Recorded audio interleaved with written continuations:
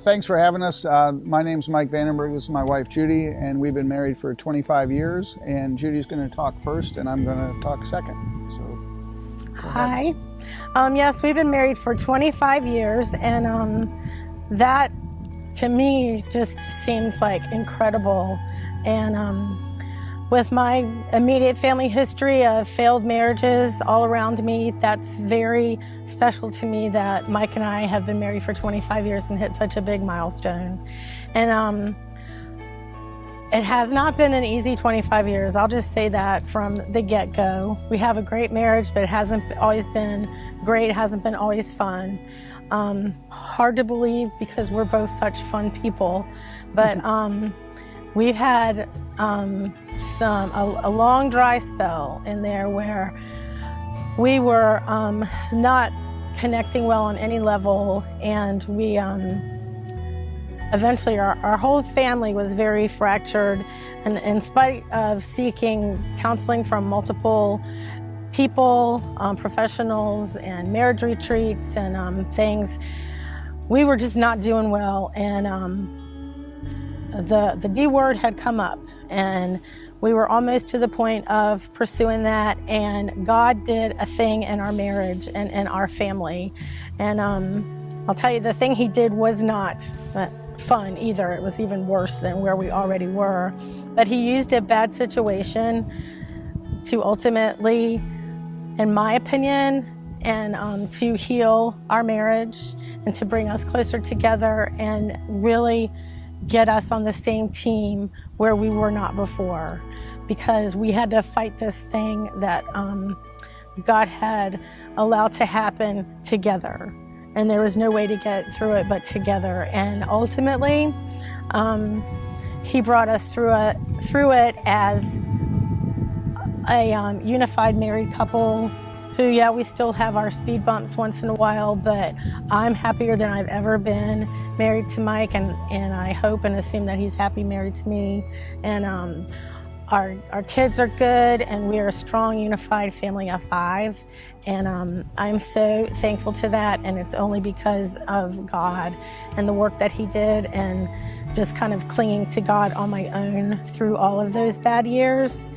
And I know when we first came into this church, there was a little testimony night on a Wednesday night, and I got to tell just a tiny bit of the story, but I ended it by saying something that our youngest daughter, who was 15 or 14 at the time, said to me, and that was that God healed our family. And that's what he did. And so that's my wife take on the situation.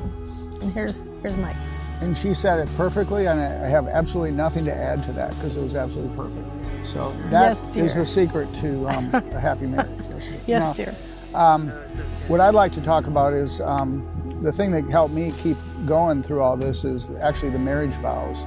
And it sounds like kind of a simple thing, but when you make a decision, a promise, an oath, a pledge, that's something that's lifelong. And you know, God always, and Jesus in the New Testament warned against making pledges, but the one thing he didn't warn against is making a pledge in marriage, and that he means marriage for life.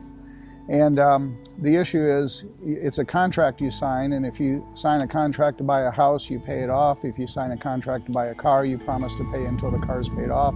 If you're a house builder and you build a house, you promise to complete it. And the completion of the marriage contract is till death do its part. So basically you're signing a contract that no matter what, you're going to stay married. And that is very helpful. Again, going back to the wedding vows, I always go to that because it kind of helped me get through the rough times. And that's to have and to hold. And what does it mean to hold? And that means to take care of, to protect, to be faithful to. And once and for all, if you do all that, it's going to strengthen your marriage. And that goes for both spouse and both husband and wife. The to death do us part aspect of it, you know, there's going to be things that come up that's going to be very stressful and strainful. And you just have to say, you know, not yes, but my spouse did this, or yes, but he talked to me that way, or my wife did this. That's not important. What's really important is the fact that you are promising to stay together till death do you I part. thought you were going to say that you'd be wishing to die. That's the other part of it. For better, for worse. That's a part of the marriage vows that's really important. And we had a music pastor from a previous church that their parents were married for 50 years, and at the 50th wedding anniversary, the wife stood up and said, "Thank you all for being here. I can honestly say from the bottom of my heart that 26 of those years were barely tolerable." So that's the kind of attitude that, I'm a physician and I see patients and families that have been married for 50 years. They come in together for their appointments, and absolutely every one of them has had 7 to 10 years where they weren't really sure if they were going to stay married or not. That's just a part of it, and it's not the exception, it's the rule. Every single family parents that have been married for 50 years or more, they've gone through those times where they felt like they just might not make it. But because of their wedding vows, they stuck it out and they kept their promise. The part about for richer or poorer, that's a big deal because money plays a big part of family problems and marriage problems. If you have too much money, it's a problem. If you have not enough money, it's a problem. And if you have just the right amount of money, it's a problem. Too much money, you tend to argue about how to spend it. If you have not enough money, you argue about priorities. And if you have just the right amount, you have to worry about debt. So whoever wrote the wedding vows were right on track with that. In sickness and in health, that's really important too, because we always think about physical health, but there's also mental health thrown in there. And you're sticking with that person regardless, no matter what. And many times, we all know the prevalence of depression, we know the prevalence of anxiety disorders, we know the prevalence of childhood traumas that people bring into their marriage when they get older, which turns into mental health issues. So again, all these things are reasons that might end a marriage, but they're also a reason to keep going with a marriage because you made that promise. Hormonal changes, menopause, both women and men go through menopause, and we both change as we get older. So when people say she's not the same person I married 25 years ago, well, neither are you, and we all change, and we accept those changes in each other. To love and to cherish. I always think of cherish as just simply being, at the end of the day, make sure that day was better for your spouse with you being there than if you weren't there. And that's really simple, but it makes sense, If at the end of the day you can say the day was better for her with me there than it would have been without me there. That's what's important.